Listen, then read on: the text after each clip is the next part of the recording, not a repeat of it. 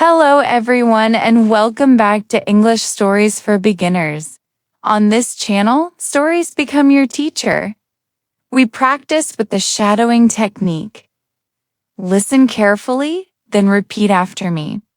Copy my voice, my speed, and my feeling. This trains your brain to think in English instead of translating.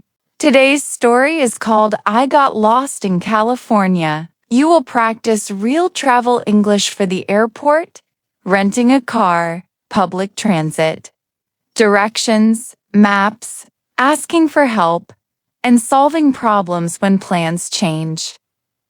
Stay until the end, and your rhythm and pronunciation will grow step by step. Are you ready? Let's begin.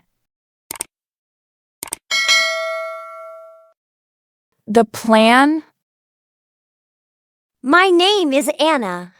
I flew to California for 1 week. My goal was simple. See the ocean, visit a friend, and try good food. I printed my hotel address and saved it on my phone. I thought I was ready for everything. Arrival at LAX. I landed at Los Angeles International Airport. The signs were large, but the terminal was crowded. I followed the arrows to baggage claim. I picked up my suitcase with a blue ribbon. I connected to Wi-Fi and opened my map app. I searched for the bus to my hotel. Shuttle Confusion. A sign said Airport Shuttle. Another sign said Fly Away Bus Downtown. I was not sure which one I needed. A driver asked, "Where are you going?" I said, "Pico Boulevard near the convention center." He pointed and said, "Take the flyaway to Union Station." The wrong ticket. At the kiosk, I bought a ticket. I boarded the bus and sat near the window. The city looked wide and bright. After 30 minutes, the bus stopped. The screen said Westwood. I realized I was on the wrong line. I showed my ticket to the driver. He said, "This one goes to Westwood, not Union Station." He told me to transfer across the street. He drew a small map on my receipt. I thanked him and pulled my suitcase outside. The sun felt strong on the sidewalk. Street names and turns. I crossed at the light and waited for bus 720. A student checked the schedule on her phone. She said, "The Rapid is faster on Wilshire." I asked, "Does it stop near the metro?" She said, "Yes, at Wilshire, Vermont. You can transfer." I breathed out and felt a little better. The missing stop. The bus came and we rode east. I watched the stops on the overhead screen. A family stood up and blocked my view. I missed the station name as the doors opened. When I checked the map again, my stop had passed. I pressed the bell and got off at the next one. Underground maze.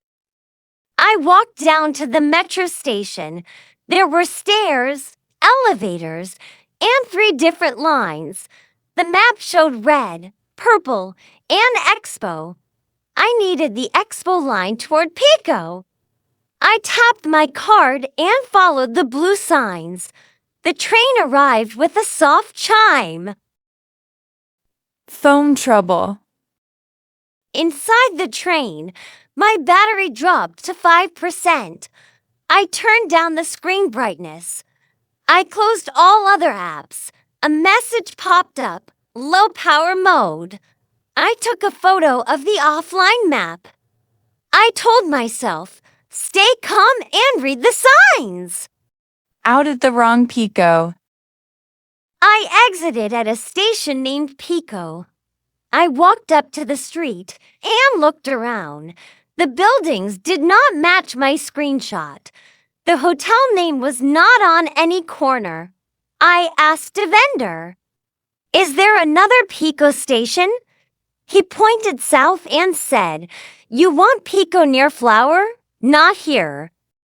Reset at a caf.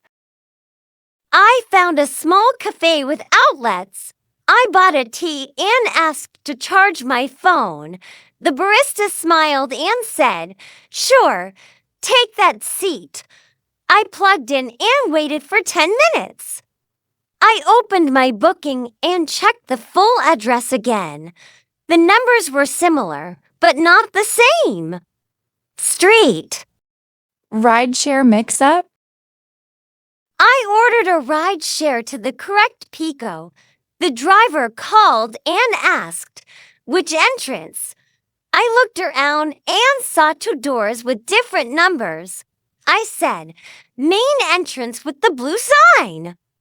He arrived and helped me with my suitcase. Traffic was slow, but we moved. Hotel check-in.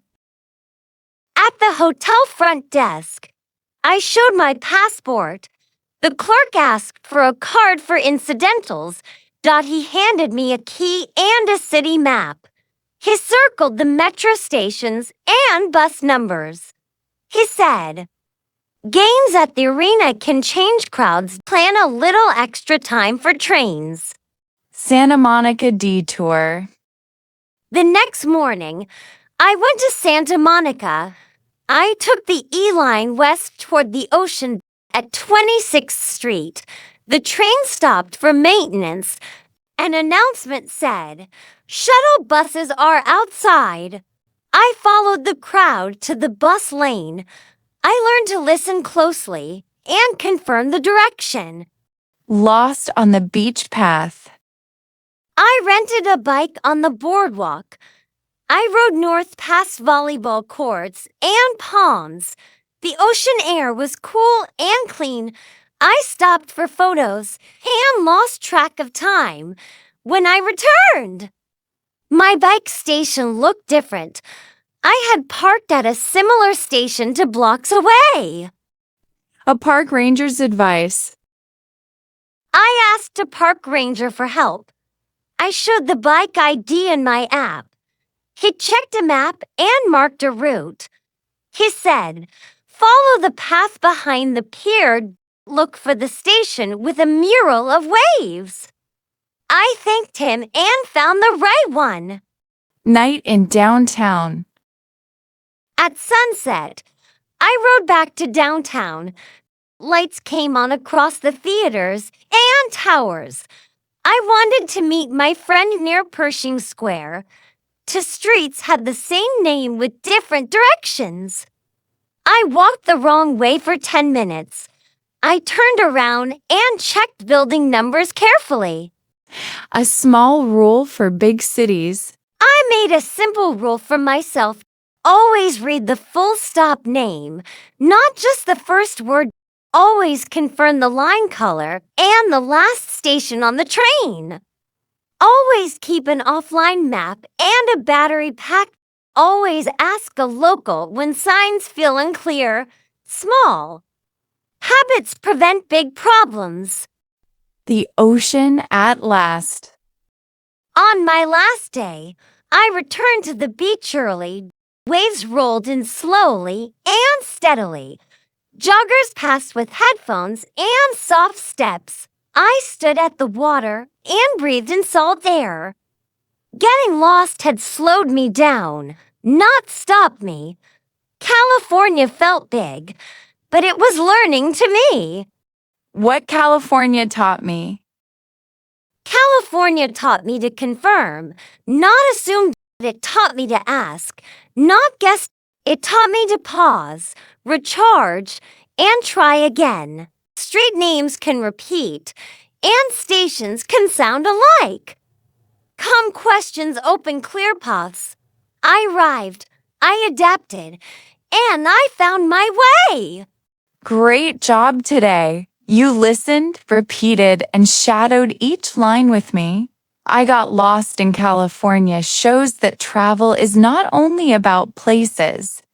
It is about paying attention, asking for help, using simple phrases, and building small habits that guide you back when you take a wrong turn. Shadowing works the same way. One line at a time, your English becomes smoother and more natural. If you enjoyed this story, please like the video, share it with a friend, and subscribe to English Stories for Beginners for more shadowing practice. Turn on the notification bell so you never miss a new story. One page, one story, one step. Your English will grow. Thank you for learning with me. See you in the next video.